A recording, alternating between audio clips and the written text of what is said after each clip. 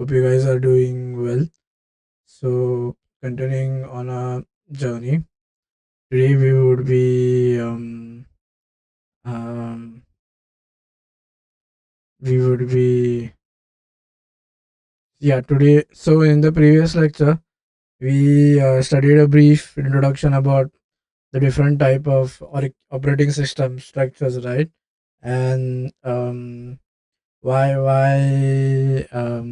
so we studied multitasking, multi-threading, a little bit about how an operating system is look like, what is the role of an operating system. Today we would be studying in depth the different structures that the operating system provides. Now there are different types of operating system depending upon the usage and like what the end goal is. So the first structure that was introduced, that was simple structure. Now, this is basically how a simple structure looks like. Um, so this the MS-DOS operating system was based on this architecture. Now, the advantages of this type of operating system is, see, the application programs have direct access to this BIOS device drivers, right? The speed is very high, right? But then we studied that one of the features of the operating system is basically to provide an abstraction, right, between the hardware. We don't want the hardware to be directly be exposed to the application program. Instead, it should kind of like as a layer in the between. So that is the only drawback. So that is the one of the major drawbacks that DOS operating system has. I remember, even though this has drawbacks, now many operating systems are still based on this architecture. For example, when we study about real-time operating systems, I remember here real-time operating. So this type of architecture where the application program has access to the device drivers is very is used where the system is very the system design has to be very performance optimized, right? For example, real time operating system, if you kind of add an abstraction layer, then it will take some time for the information from the application program to pass through that layer. So uh, even if a fraction of a second is wasted, then it can lead to a major issue, right? So such kind of operating system is used when we are using in flight monitoring tools, right?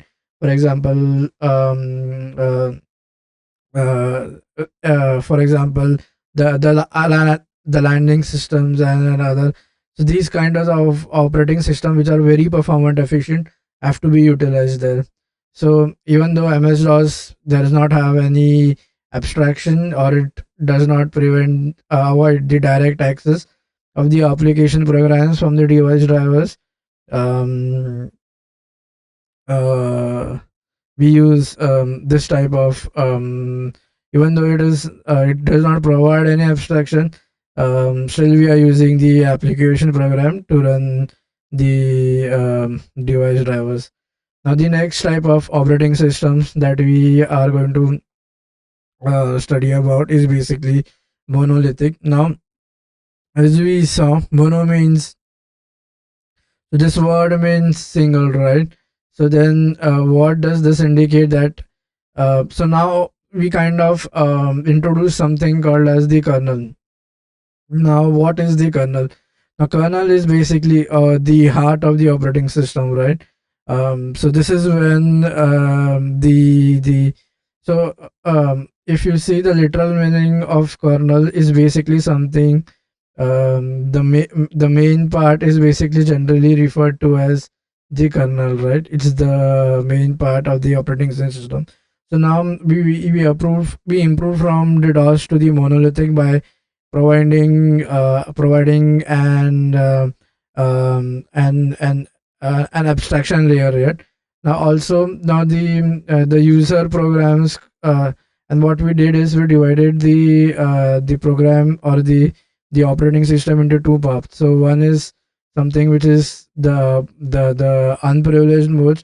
Now this mode can be easily accessed by the user, hence it is called as the um, um, hence it is called as unprivileged mode.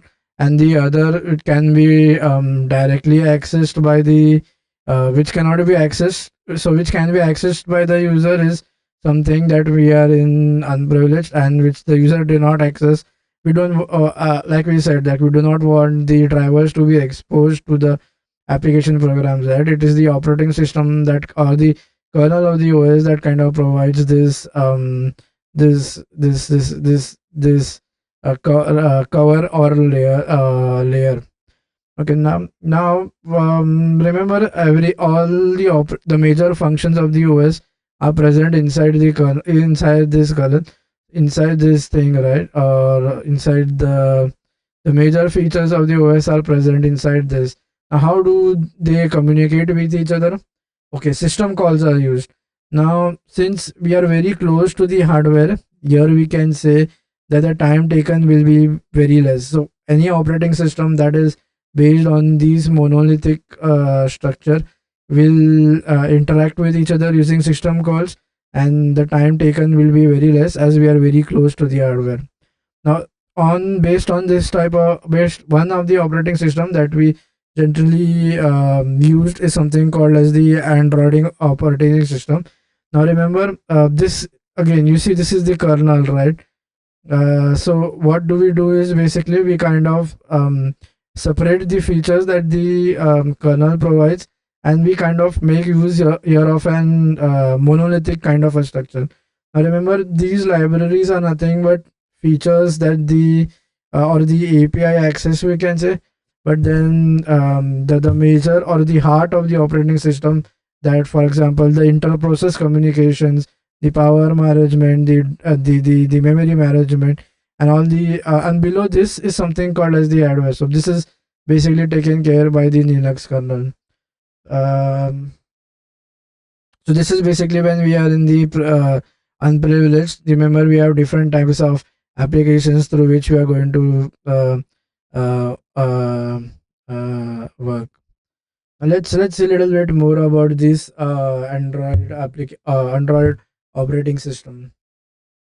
Now, we often say that Android operating system lag. I mean, there is severe amount of lag in um, when we use Android phones, right? So that lag does not occur because of the operating systems. Remember, Android operating system is monolithic and making use of system calls, and hence we say that it's not a purely monolithic, although it has this Linux kernel that kind of makes use of the system calls, making the device communication much faster as compared to other kernels.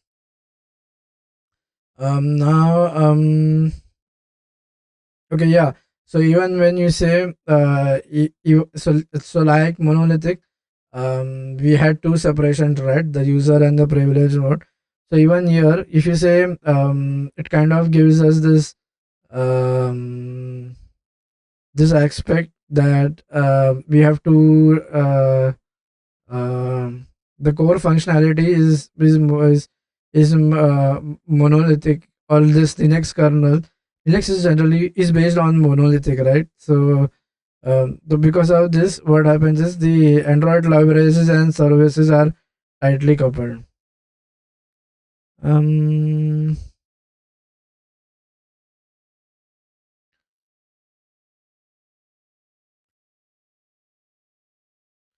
you know, so the system services such as the active, these are basically a modular like format.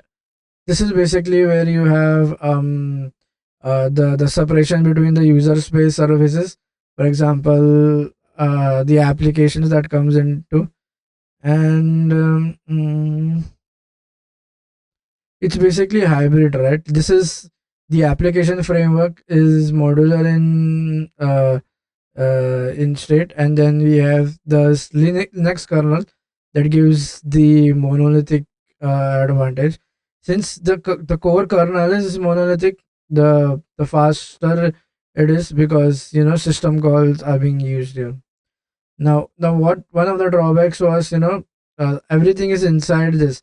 So what we do, for example, if you want to update or have a security patch on file systems, then we need to change the code for everything. Like, everything has to be touched on. That is one of the very bad thing when we have a monolithic kernel. So what we do is, only those essential functions that we need are kept inside the kernel. Remaining all are moved out.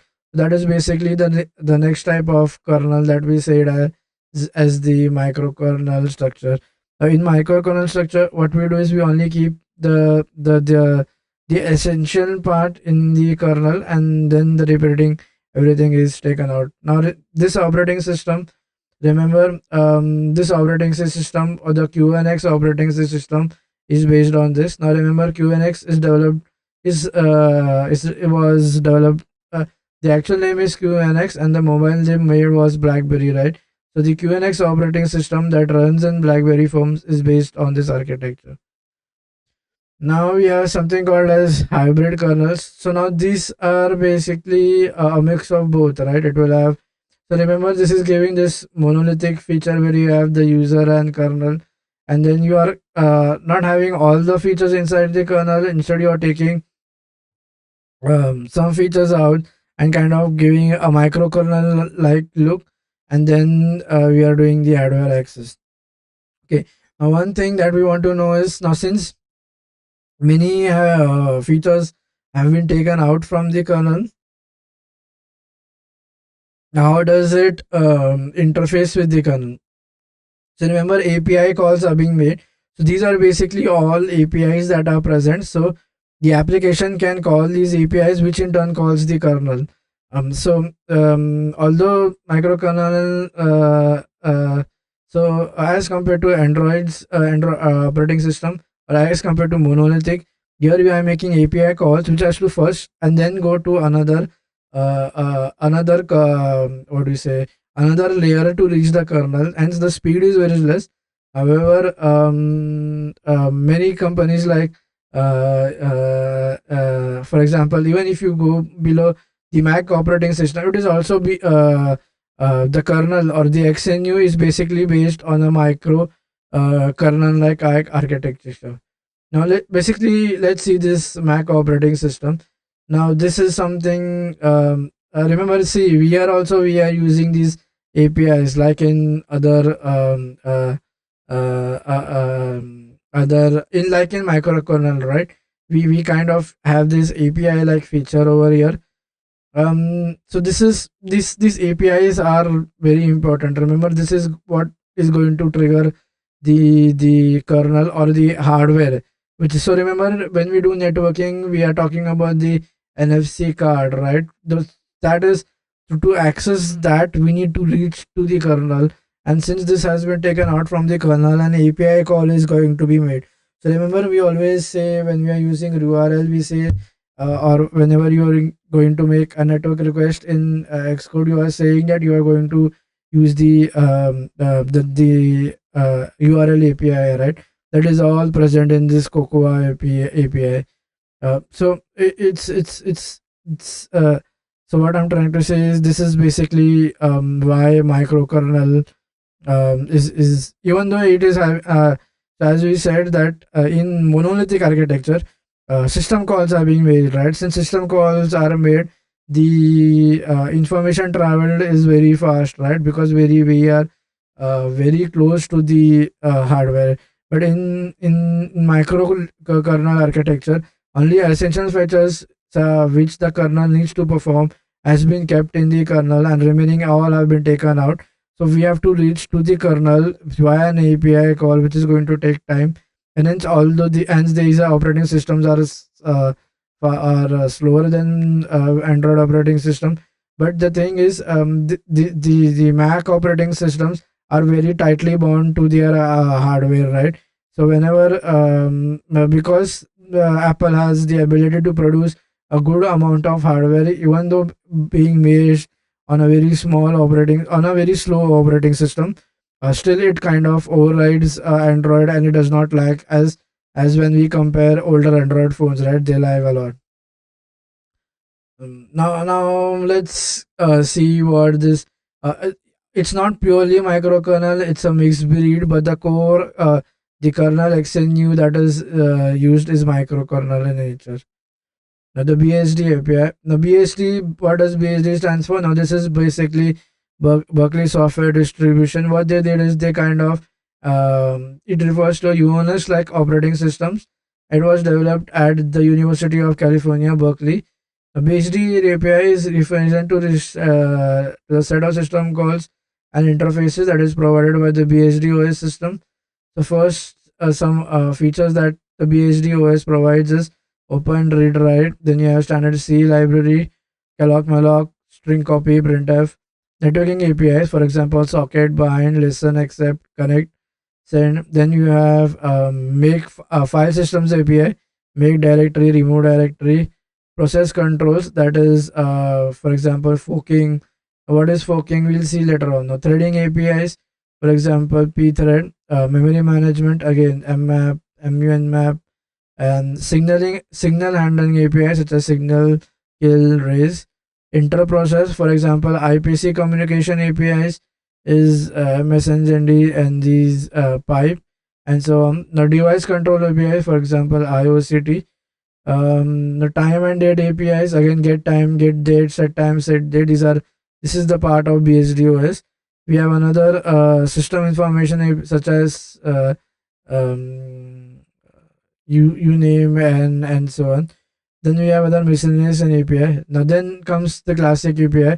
Now the main goal of is basically to do all text box event managers. The classic API responsible for that. Now it basically it's a graphic quick draw. For example, what does this API manage? For example, graphic engines rendering 2D graphics, then shape size images, bitmap, paint, user input events such as click and window updates, get next event, wait next event, then the windows creation, movement, menu manager, handle menu and menu bars. Now insert a menu.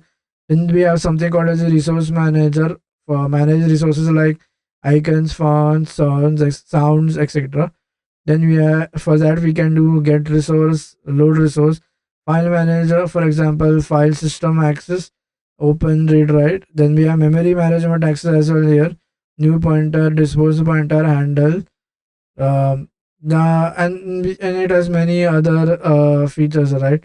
The Cocoa API. Now this is very important, right? Whenever we are developing, because the key classes of this is basically is the NS object. This is the root of this Cocoa objects. Now NS string, NS arrays, NS set. These are all part of this. You have the NS URL for handling binary. So NS data is basically for handling binary data. The NS URL. Now this is called in when we make a URL request. Whenever you see that happening in the terminal, you see a NS URL something like it's happening. Then you have notification center again. Uh, you need to manage the notifications, right? Then you have thread management for concurrency and threading. Again, that is present in the Cocoa API. Then you have the AppKit framework. Again, this is very important, right? Then you have graphical user interfaces classes, for example, macOS for graphical. Now people might get confused, right? Remember, this is the core architecture of Mac and iOS. The only thing difference between Mac and iOS is the naming convention. Mac is designed for only for sorry, iOS has some additional touch feature of a graphical user interface where the user can interact using touch, whereas Mac is not designed to have touch. To have that touch sensitivity. But there are some Macs, older Macs used to be touch sensitive. That is, you could do an operation using touch, but now they have been stopped. Again, these are all like, for example, NS text field, table view, UI controls, application lifecycle, very important. This is all taken care by the Cocoa API. Now,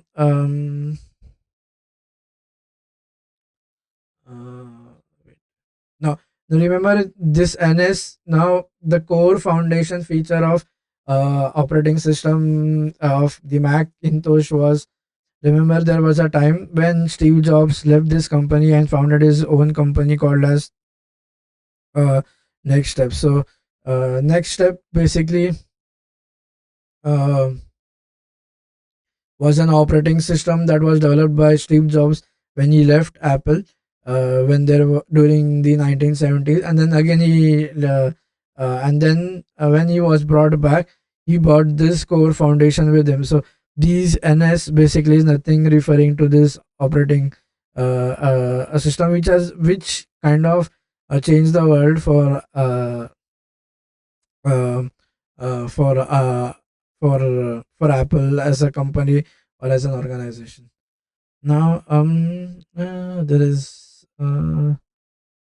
okay. Now, what is let us see more about this. This is very important because you will be using this a lot, right? Um, uh, so, I mean, all the URL thing. Um,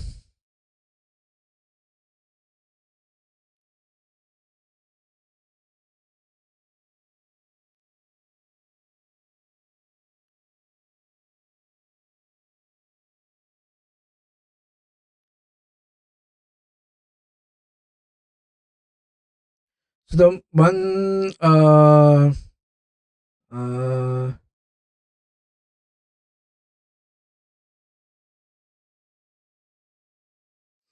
now now when you say whenever we make uh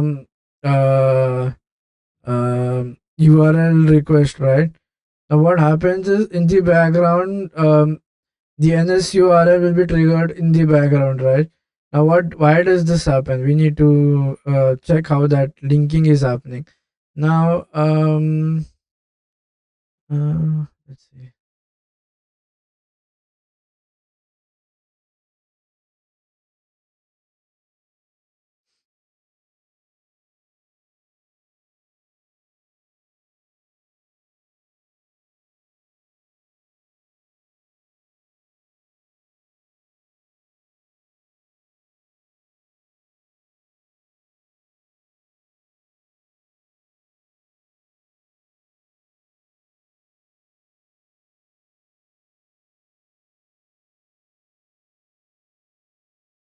Okay, now when we make a URL request in an iOS or a macOS application, NSURL or its modern counterpart NSURL and NSURL session is triggered because it is the primary class for handling URLs and net requests in Apple's Foundation framework.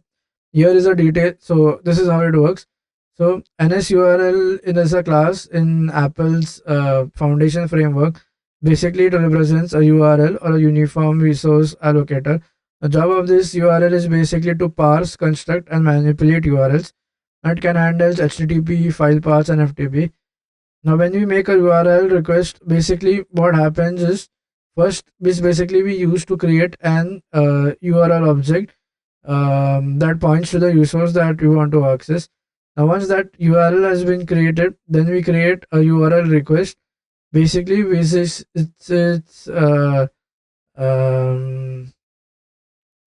which is its mutable counterpart that is used to add additional details, like for example, authentication, any header or any body. Then we use the NSURL sessions or the URL session basically to make the connection, basically wherein the request is going to send and we are going to get the response. Um,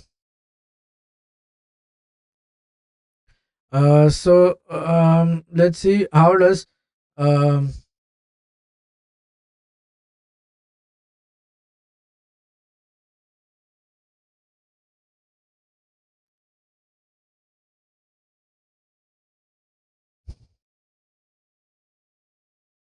Let's a little bit in detail how this Cocoa API is doing here.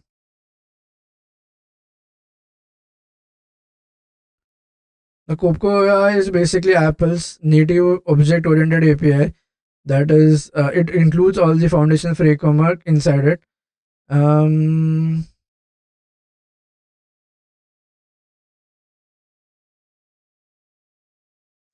Generally, when we make so now is something we are going to understand how does URL triggered in URL triggering in Apple. Like how does Mac OS trigger this whenever you are making the request?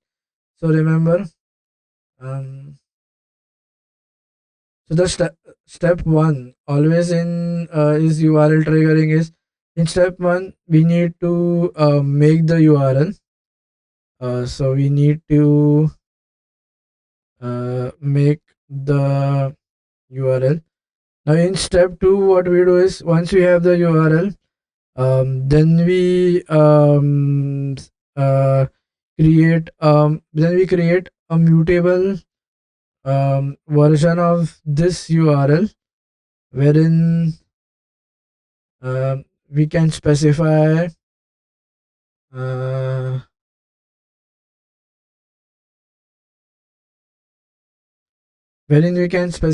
any additional query parameters, any additional query parameters in the URL, like authentication headers, which type of request are we making,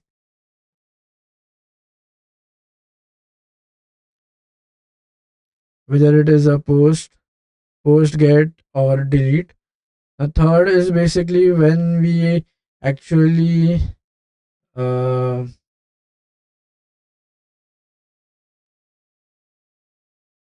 make the HTTP request.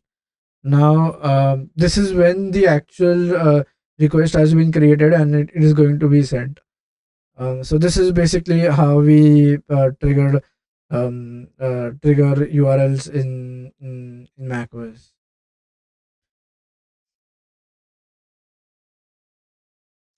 Okay, I feel this is more than enough for this lecture. I'll see you guys in the next one. Till that time, take care. Bye bye.